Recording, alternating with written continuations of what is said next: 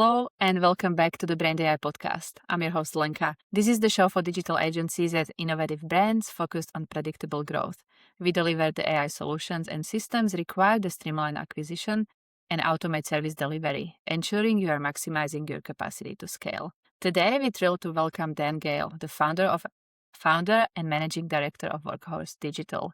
Dan's agency is making waves by delivering impressive results for a diverse range of clients, from e-com giants to professional services, including big names like Moët Chandon and Veuve Clicquot. With a focus on data-driven strategies and commitment to manual optimization, Workhorse Digital helps businesses not just grow, but truly thrive online. Dan brings a wealth of experience from his time as a general manager, and we're excited to dive into his journey and insights into agency growth, client acquisition, and the ever-evolving world of digital marketing. Dan, welcome to the show. Thanks, Lenka. Appreciate it. It's great to have you on the podcast. Could you tell us a bit about your journey from general manager and a larger agency to founding Workhorse Digital, and what was the motivation to take that leap? Sure. Yeah. No, I think I always had some sort of half-baked idea in my head that I would start an agency at some point. So I've been involved in various roles, from like a digital producer to a project manager to team lead to general manager. Always on the agency side and across all things digital. So we, from the digital activations, like physical activations, website development, app development, and obviously digital marketing, where it sort of became sort of something that made sense to form my own agency. I was the general manager for a full service digital agency, which is part of a larger corporation, and that corporation of other companies, we were the only digital entity in there. So I was faced with a bit of a challenge. How do I make digital agency relevant to other businesses within the corporation that are predominantly dealing with shop fit outs, signage, physical signage, staffing support, and stuff like that. We're working with a large number of retail brands. And at the time, like when I first started, the agency was not really doing digital marketing at all. It was predominantly involved in web and app development. And I just saw an opportunity there that, well, effectively everything else that the corporation is doing is marketing related. And then the digital arm isn't doing anything marketing related. So we should look to add in services that are complementary to the base offering of the corporation. So I brought in a digital marketing team. We were very fortunate with some of our initial clients, just because they had other work engagements with other entities in the corporation. And then it was quite an easy conversation to say, hey, I know you're launching a new product, or I know you're launching a new store, or you've got a big promotion coming up.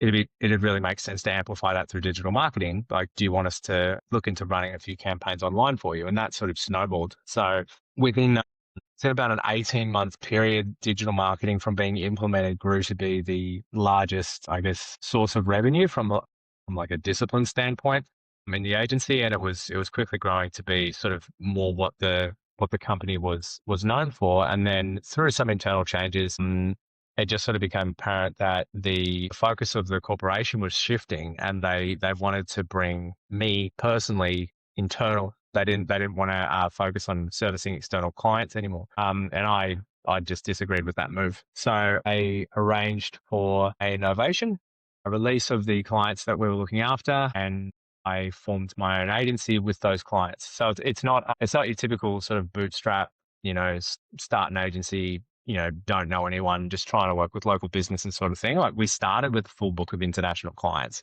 which is quite fortunate, but it was really the networking and the groundwork before that enabled that to happen. So yeah, it's not lost on me. Like everybody gets to have Moet and Chandon as their first client. Like, I'm very aware of that, but I guess my thought process behind it is all of the groundwork leading up to this was sort of, it was structured in a way where the services that we're offering were always geared towards those clients in the first place. And the approach that we took to rendering digital marketing to them, and the way that we structured, I guess, the benefit of digital marketing really resonated with larger clients, larger businesses. And the model's kind of proven itself over the years to just sort of, if you're looking to predominantly just do good work, like irrespective of whether or not it's it's at a massive scale if you treat each initiative that you put in or supply to a client as something that is by itself designed to show value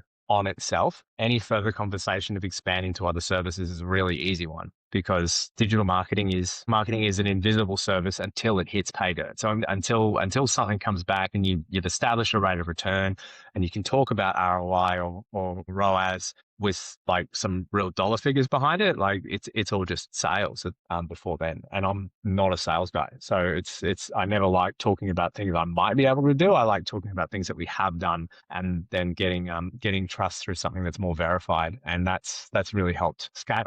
And that's sort of that's the short version of how we got to where we are. Amazing. I love the story. Starting with existing clients, how did that unique beginning influence your agency in early steps? And how did you keep clients happy? Was it a big transition or not really? I mean, it wasn't really a transition. I've always worked agency side. I've always been very close to the people who actually are producing the work that is making the business money. That's always been, I guess, the main area of interest for me is what is it that we make that is our unique selling proposition that causes clients to want to come back to us. For me, it's never really been as much about the client relationship, although that's obviously important. But like at the end of the day, good relationship or bad relationship, you're judged by the quality of your work output.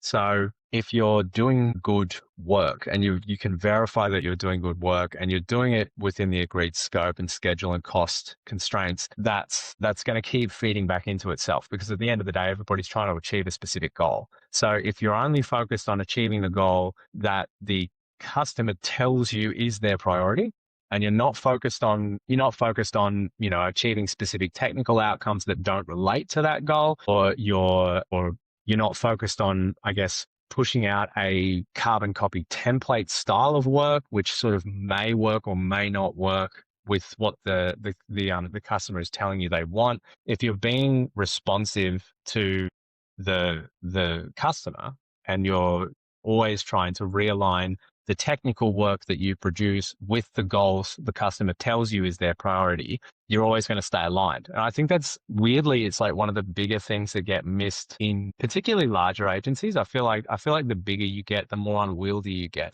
in terms of the way that you render work. So if you, as a company or as an agency, if you develop an identity where this is how we do SEO, for example, or this is how we do digital ads, and any client of ours who's coming in needs to adhere to that model if they're going to work with us, you're going to quickly generate a bit of frustration with like being inflexible. And also that's I think a way to get stuck behind the eight ball in terms of changes in the market or changes in the way that digital marketing works. It's a very fast changing industry. If you're stuck with one set model and the success of your agency is tied to that continuing to be successful and continuing to be something that your customer wants and doesn't really allow for much change of flexibility, it's a very risky way to run, especially in digital marketing, because there's so many third party elements to what we do that we don't control, and we have to be able to respond to quickly. And if we're set up in a way where that's not possible, you're going to make people upset pretty quick. So yeah, I hope that answers the question. Oh, 100%. I agree. How does it look like from marketing plans and strategies? Such a big portfolio.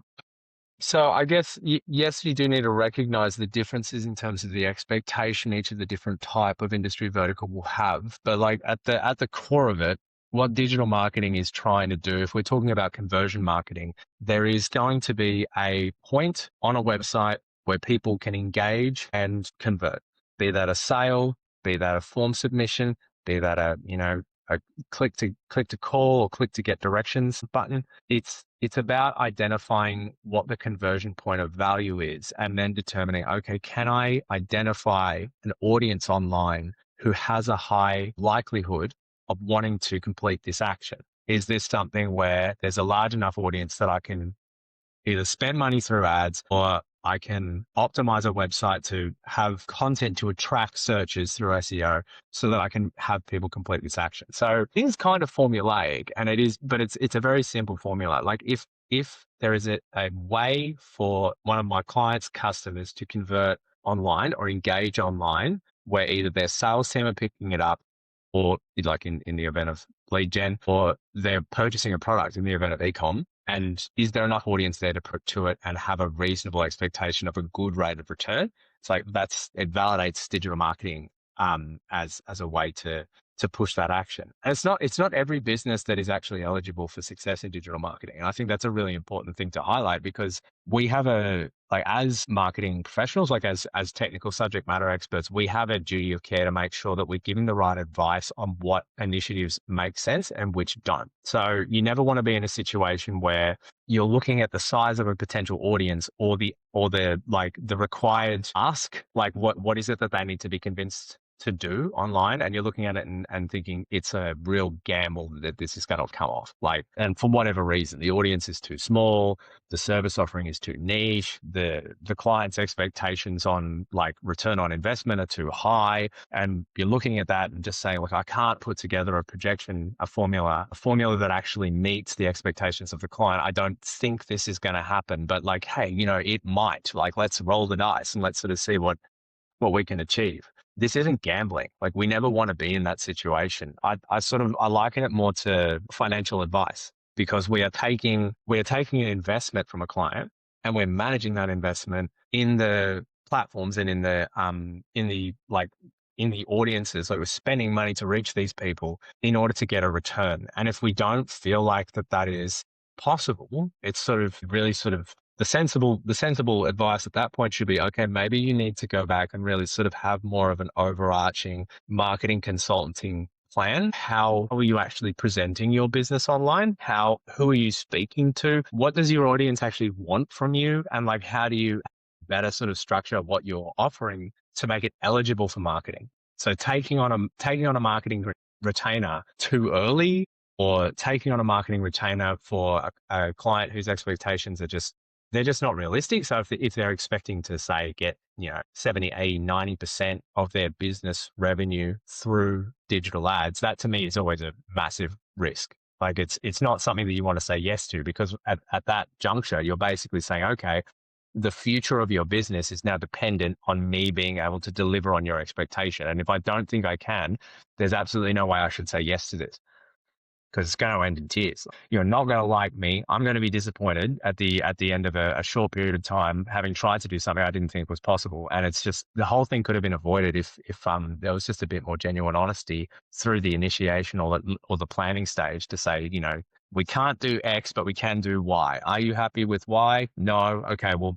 maybe we shouldn't do this. Yeah. Put that money in a more sensible place. I'd really like to know a little bit more about your international brands. So you're working with Moët and Chandon. By the way, impressive. What do you say is the trickiest part to navigate those projects, and how do you tackle them? I'd say probably so we're obviously Australian based. The team is Australian based. We know the Australian local market. Like, we know the capital cities. We know where we would need to target by geolocation to reach business professionals, where we need to target people of different socioeconomic levels, like based on what you're selling. If you're selling a Rolex watch, for example, you don't solely promote into areas far away from central business districts, for example. Having a proper understanding of countries like the US or countries throughout Europe, what are the actual specific, I guess, what are the customer interests and expectations across different countries? That part requires more research. So determining, for example, if we're going to sell investment opportunities, what cities in the United States are the best to target? What's going to have the most appetite for that? And like, similarly with e-com, like we do work with e-commerce provider who sells different types of food seasonings, and that they represent a specific type of cuisine. And in some states in America, that type of cuisine isn't popular at all. So we have to do a fair bit more research than just sort of say, oh, well, we're just going to go to the top 20 most populous cities in the United States, and we're just going to blast marketing there, and that's enough. We've done work for swimwear brands, and doing that, we have to target regions that are either nearby resorts or have a high propensity of international travel to seaside or resort locations with water if we're going to sell expensive designer swimwear. Like we're not going to be doing that very much in colder climate. If we're talking about, I mean, like you wouldn't be doing that in northern Canada, or you wouldn't be doing that in Scotland, for example. There's other cities that make more sense to target that. So it does take more research to get that right. The good thing is we have consultants across the country, and a lot of them can often give insight into what local trends are like in specific areas where we're marketing, and they can give advice. Like even if we were to try and do a more localized campaigns to Los Angeles or New York, for example, they can help segment the different boroughs around New York to say, these are the ones we should be targeting. And the same thing for LA, because LA by itself is it can be its own territory. Like it's massive. And there's a lot of variance in the socioeconomic profile of a customer across the entirety of LA. So are we looking to target more sort of like Southern California, wealthier areas if we're trying to sell marble slabs, for example, for renovations? Like we're not going to be targeting areas with a high density of like public housing or lower value housing, where like they won't buy these materials. Like if they do look to renovate, it's not with this. So it's not our actual target market. That's probably the biggest challenge, is getting that right. Every campaign you run goes through a period of learning. Like the algorithm is going to learn the audience, but you're also going to learn the audience. As the agency, you're going to learn the audience, and you need to guide the campaign targeting to like find the pockets of audience who respond best to this campaign. And you need to do it fast, because no customer has a great deal of interest in waiting weeks and weeks and weeks for you to sort of like muddle your way through your targeting and figure out who's going to resonate best with the messaging that you're promoting. You really need to get it done quickly, like in a matter of like 2 to 4 weeks. It has to be pretty much done by that point. So yeah, that's always a challenge, but we get around that by, first of all, doing research, and second of all, really front loading the hours like into those initial learning periods, because that's the show and prove time. Like you're going to be gradually scaling a campaign, and you need to have it trained on the right type of audience. If you don't identify the right type of audience quickly enough, it will optimize for an audience that is not ideal. So naturally, you got to spend more time early days to make sure that is working. For agencies that want to grow, what's the most important thing they should focus on, keep moving forward? What would be your advice? So if we're talking like purely for digital marketing, I think one of the biggest differentiators you can have versus any other run-of-the-mill digital marketing agency is stop thinking about yourself as a marketing service provider and start thinking about yourself as a advisory partner. So quite often there are other departments in a client's business that you need to interact with, or you need to have. So if we're talking lead generation campaigns, for example, there's a natural handoff between marketing and sales.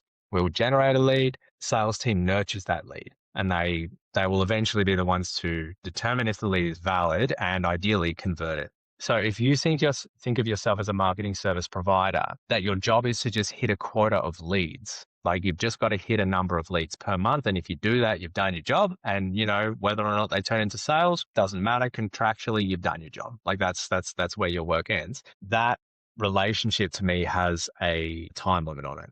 If you don't have if you don't have a genuine interest in optimizing the entirety of that funnel, from lead generation through to sales outreach, then to sales conversion, if you don't have an interest in at least being aware of what's going on across that funnel, your client definitely does. So if you're not focusing on that, you're not focusing on what they actually care about, it limits you, it silos you, it puts you in a box, and it makes you easy to cut off as a service if you're only just thinking about how you exist in that box. So always I look to generate, I guess, trust in the authenticity of the information that we provide. So like the advice that we give, I always make it properly considered and accurate, even if it does not financially benefit us. So if the advice is to stop doing something where it's part of our retainer, that advice still needs to be given, because that generates trust more than anything else, that you're actually trying to put the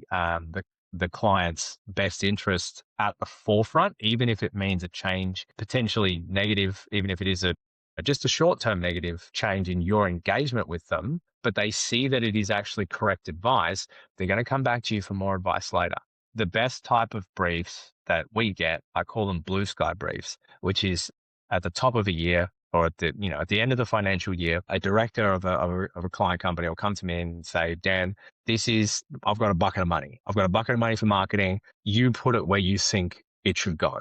These are our overarching business goals of all the services that you've got under your purview. Tell me where I should invest this. And we get to architect a proper multi-service marketing plan without the constraints of saying, I've got this much for PPC, I've got this much for social, I've got this much for SEO, I've got this much for web development, this much for CRM, and you're just managing these three. I like to have an understanding of how all of them are interacting and working together, because they should all they all share an audience, right? And they all can represent a potential source of an initial touch point with a customer. And if you're able to generate that level of trust, it's not only are you more involved from a service delivery standpoint, so your retainers bigger, you're also able to set more complex multi-step structures across different platforms, which results in better things for the customer anyway. So don't put yourself in a silo, and don't think about your service as just existing by itself in the marketing plan of a client, because it doesn't.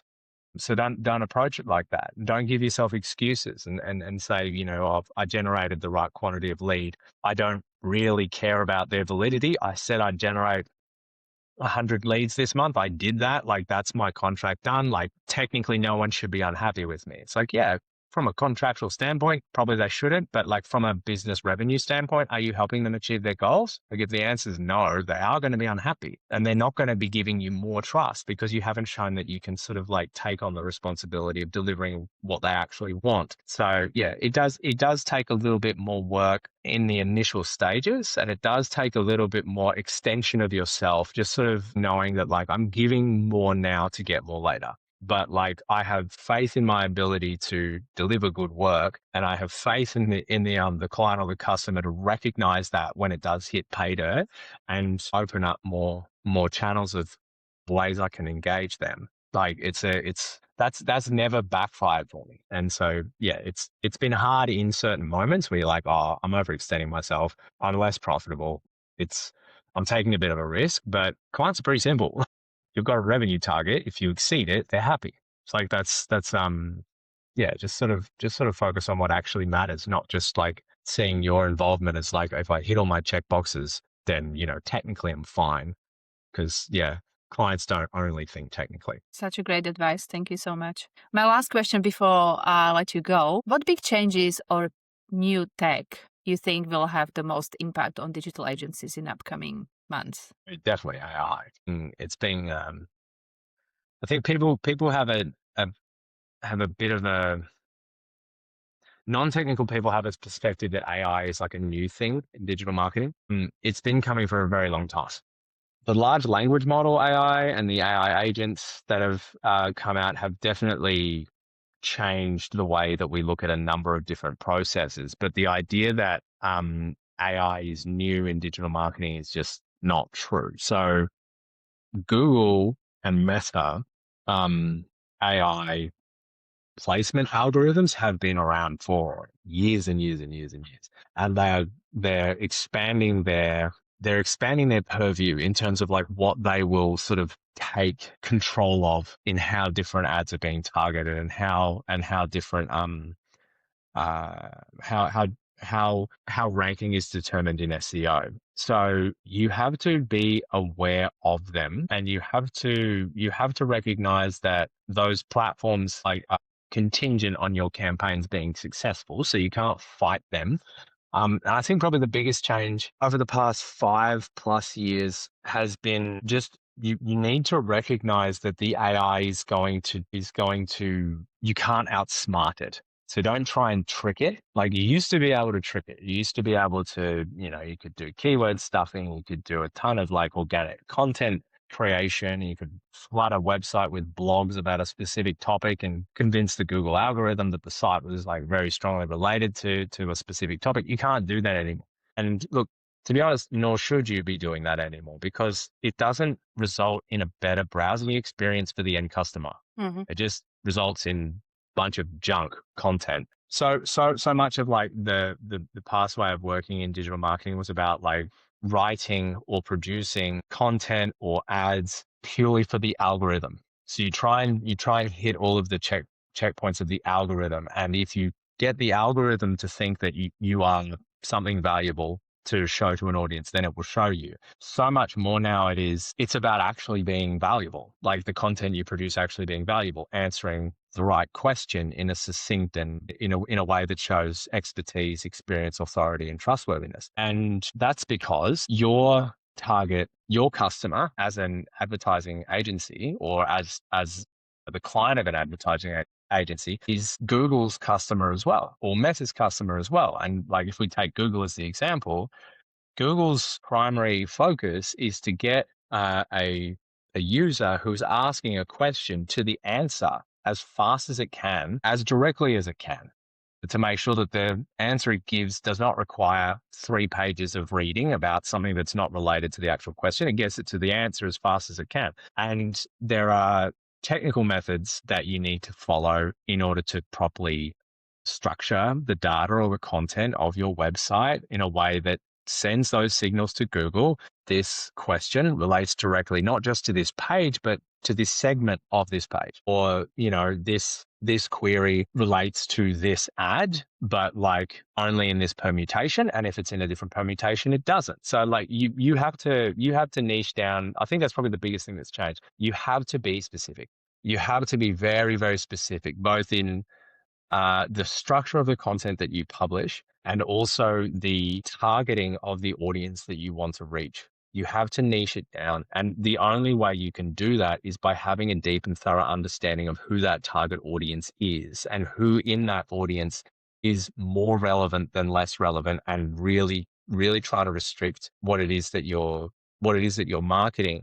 Because the broader you are, the less likely that you're going to be the preferred answer that the platform chooses against a competitor who is being specific. Mm. So yeah, I mean, without sort of going down the boring route of all of like the technical things that you have to do to work in a AI landscape, that's been relatively recent. Like, we're talking this seismic change happening in the last 24 months. There's no guarantee that another one isn't about to happen. And if you're not it's impossible to stay ahead of the curve, because like you don't know what the algorithm updates are going to be until they hit. But if you're not trying to at least be responsive, and if you're expecting it's going to stay the same in this industry, it just won't. I mean, yeah, we're not at a point where AI can take over from an agency, primarily because it lacks context of a competitive of like a competitive landscape, or of audience expectations, or seasonality. Like it's the AI still exists in its own bubble, so it does need the agency strategy to contextualize what's going on and help guide it to the audiences where it's going to have the most relevancy and generate the most engagement. Who knows what that looks like in 2 years' time? And then our jobs will be different again. And you just gotta ride the wave and be happy with it. Yeah, agree. Well, thank you so much, Dan. That was awesome. What would be the best way to reach out to you if someone would like to have a chat or learn more about Workhorse Digital? Yeah, so I mean, the best way to reach us, all the contact details are on our website, so workhorsedigital.com.au. If you want to reach out to me personally, email is dan@workhorsedigital.com.au. And yeah, happy to chat to anybody interested. Amazing, thank you. To all of our listeners, you'll find all these links down below in the description. Thank you so much, and see you soon with another interesting topic. Bye-bye.